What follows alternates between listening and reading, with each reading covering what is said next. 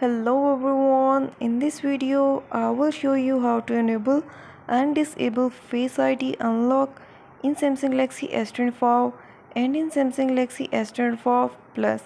Before starting this video, please subscribe for more videos and watch complete video.